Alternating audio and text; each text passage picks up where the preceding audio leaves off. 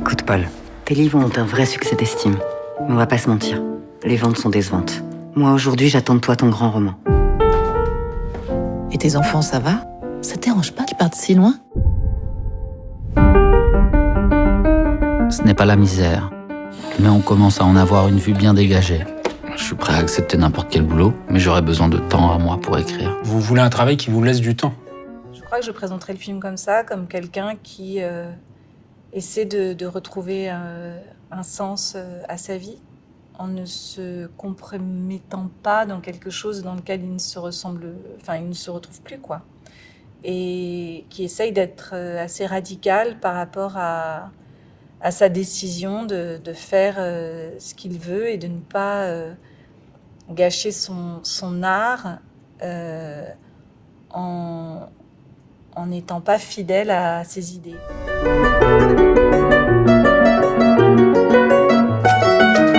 Mais vous faites ça depuis longtemps? Pas vraiment. Ah ouais, parce que vous avez pas trop la tête à faire ça. Alors, ma rencontre avec le livre, elle se passe justement à un moment où mon père est à l'hôpital, où je suis un peu dans une crise existentielle et je vais dîner chez ma monteuse qui a le livre sur sa table et je lui dis « Ah, c'est quoi ce livre ?» Elle me raconte l'histoire et j'avais entendu justement une interview de Franck Courtès à la radio et je voulais l'acheter. Et je lui dis « Ah, c'est marrant, je voulais l'acheter, je voulais le lire. » Elle me dit « Il faut absolument que tu le lises, c'est pour toi, tu vas adorer. » Et je suis repartie avec le livre et j'ai eu envie de l'adapter. Et donc, j'ai contacté l'auteur et qui m'a dit que les droits étaient pris. Et ensuite, Alain Goldman a su que moi, qu'il y avait les droits du livre, que je voulais le faire. Donc, on s'est rencontrés et c'est comme ça que ça s'est fait. Gare du Nord? Paul, qu'est-ce que tu fais dans cette voiture? Ah, je travaille. Non mais je rêve. Un boulot mal payé comme un esclave. Tu sais, à notre époque, il y a des esclaves très bien payés. En fait, souvent, ce qui revient, c'est les gens qui disent « Mais pourquoi il continue pas la photo ?» Et puis, après, ils comprennent en voyant le film, mais pendant le film, ils ont ce chemin, ils se posent cette question. Ou pourquoi il a arrêté la photo. Et moi, je ne voulais pas m'attarder là-dessus et trouver des justifications à ça. Le simple fait qu'il ne puisse plus en faire, qu'il décide d'arrêter, suffit. Et puis, en plus, j'invite les gens à lire son livre qui parle de ça, La dernière photo. C'est très beau.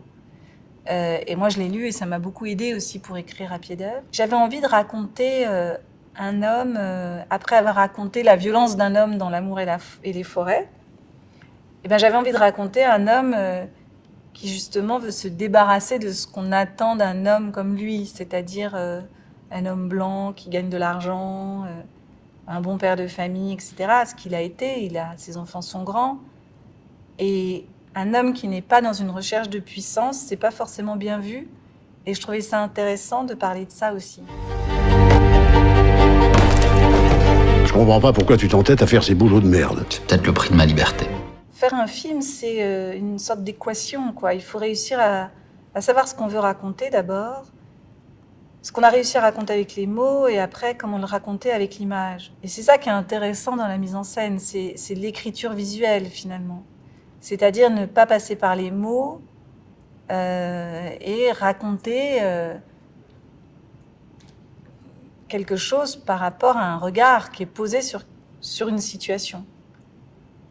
Donc, ce qui me semblait juste, moi, c'était d'être dans quelque chose d'extrêmement épuré et d'extrêmement simple. En fait, c'était un film passionnant à faire d'un point de vue de la mise en scène parce qu'il ne se passe pas grand-chose.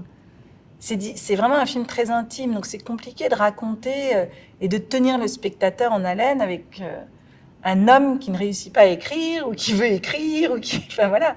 Et donc j'ai essayé de réfléchir à comment le raconter le plus justement possible et le plus honnêtement possible.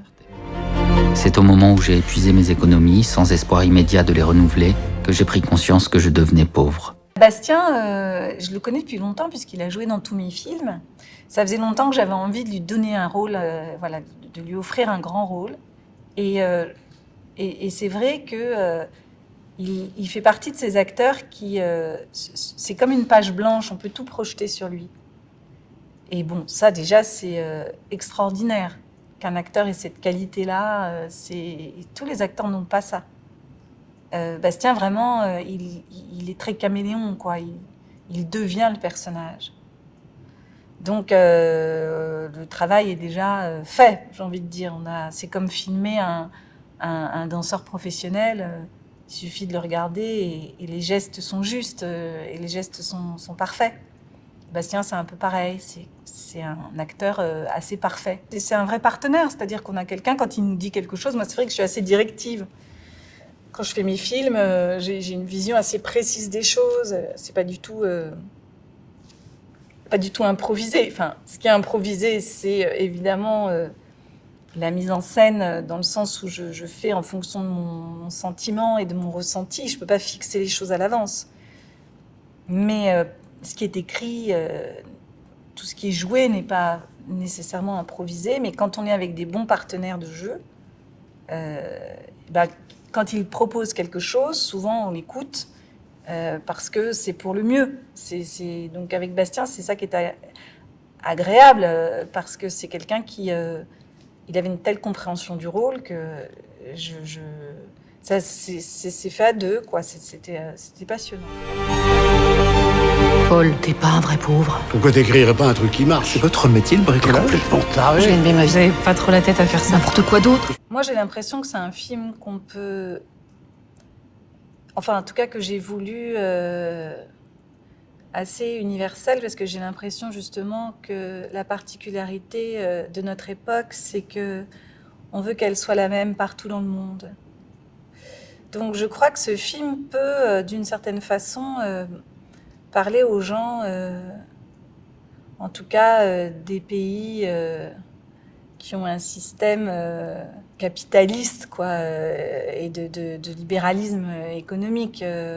Même si c'est quelque chose qui essaie d'être imposé au monde entier, il y en a qui sont plus écrasés par ça. Enfin, tout le monde l'est d'une certaine façon, mais en tout cas, j'ai l'impression que la quête de sens est quelque chose d'important aujourd'hui plus qu'avant. J'ai pas envie que tu finisses à la rue, comme un clochard.